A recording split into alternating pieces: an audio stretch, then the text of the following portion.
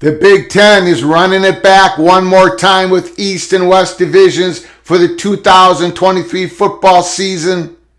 And we've got a little bit of intel that we want to share with you coming from the Money Perch, from West Virginia's Money Perch. And we're going to be dissecting the AP poll top 25, the new AP poll top 25. Let's get into it right now. Let's not waste any time. But before we do so, please smash the like button if you like our content. Please subscribe to our ever-growing channel and share the video with your family and friends. Let's get right to the main story. The Big Ten setting its divisions for 2023. We got a tweet here from Nicole Erbach. Big Ten is set to keep divisions in 2023 before reconfiguring the football schedule when USC and UCLA arrive, Scott Dochterman from The Athletic reports. We're not going to be going into that report. It's behind a paywall. However, this is not a surprise. For those who've been following us at Peek Around the Corner the last few weeks, we even had an episode on it that Big Ten didn't want to do the Michael Scott from The Office. Snip, snap, snip, snap, snip, snap, right? They want to do just one global change. One global change when it all needed to happen for 2024. So keeping divisions for 2023, not a surprise to us at Peek Around the Corner and to you all who have been following us. USC, UCLA will arrive in 2024, and all reports are showing, all the steam, all the intel, they're going to one single conference, no divisions, 16 teams, top 2 teams make it to the Big Ten football championship game. This is not a surprise. In this article, I'll share one little aspect to it. Kevin Warren did say it's like a Jenga puzzle. If you move one piece, it affects everything else. There are people in the Big Ten that like the 2 division setups because you have 2 division races. You can cover 2 divisional races as separate entities. However, there's a competitive imbalance between these 2 divisions. At no time has a Big Ten West team, Big Ten West champion, has defeated the Big Ten East champion since the geographic divisional split. So it's coming. Change is coming, but it's going to have to wait to 2024. Big Ten set to keep divisions for 2023. Let me know your thoughts on it in the comment section below the video. Let's get to our next story. The AP poll top 25. We did not have a rapid reaction yesterday, so we're just going to dissect this real quickly here in episode 80. Texas is out of the top 25, 38 votes as they suffered a crushing loss to Oklahoma State. Texas is not quite back yet. Liberty, 35 votes. Hugh Freeze, this will be his last year at Liberty.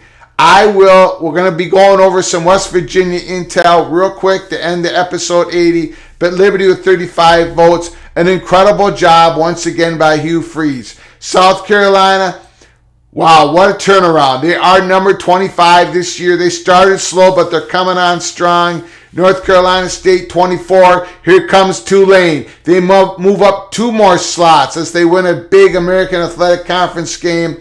They're 7-1. 7-1. Kansas State gets defeated, goes down 5 spots. They lose a tough game to TCU. Again, TCU Horned Frogs with an epic second half comeback. North Carolina moves up a spot. They're number 21. They play a big game against Pittsburgh next week. Cincinnati, again, they end the season with Tulane. I believe that's November 25th. Cincinnati at Tulane. Cincinnati moves up a spot. They're number 20 in the rankings. Kentucky, number 19.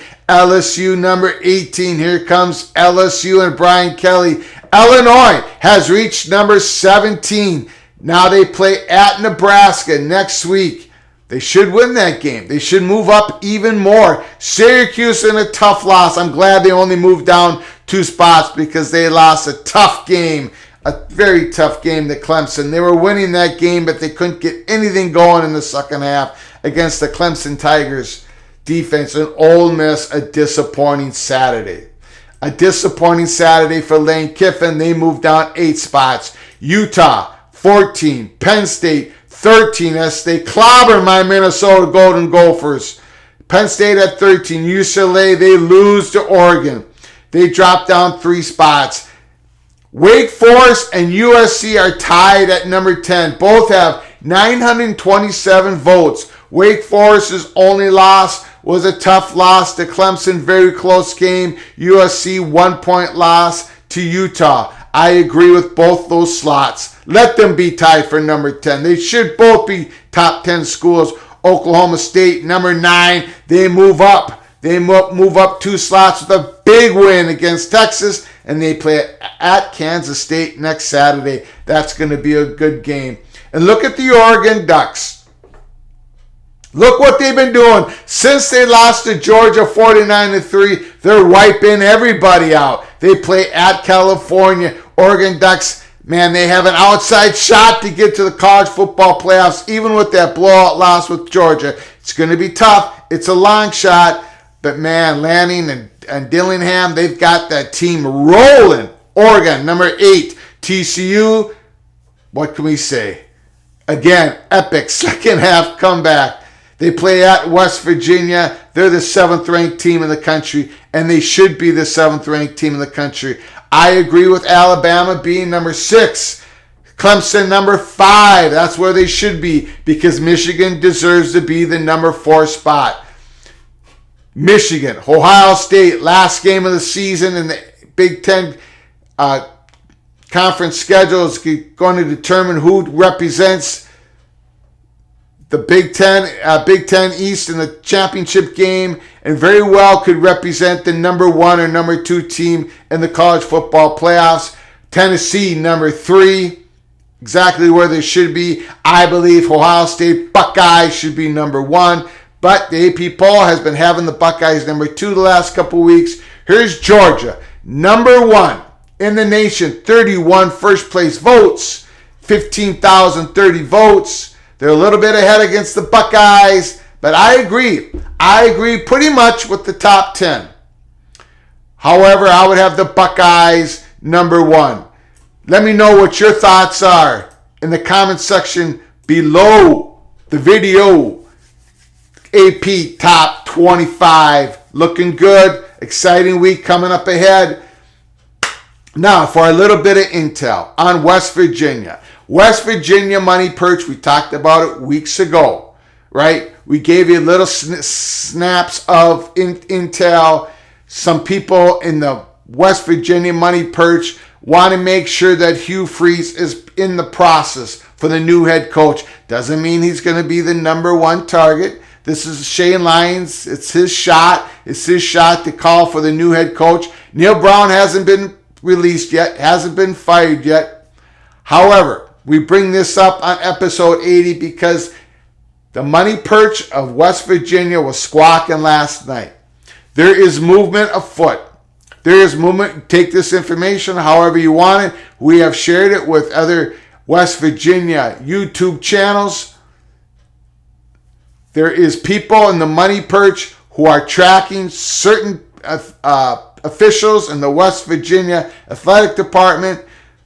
There are signals. There might be some movement afoot that Neal Brown may not last October. He may not be the head football coach at the end of this month, no less the end of the season. We shall see. Again, Shane Lyons is the guy who's calling the shots at West Virginia.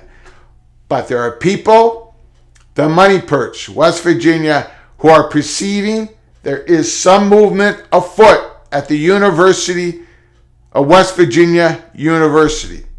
We shall see. We're going to keep an eye on it. Keep an eye on it. Keep with us here at Peek Around the Corner. Until next time, from all of us to all of you, please, you all take care of each other. Thank you so very much.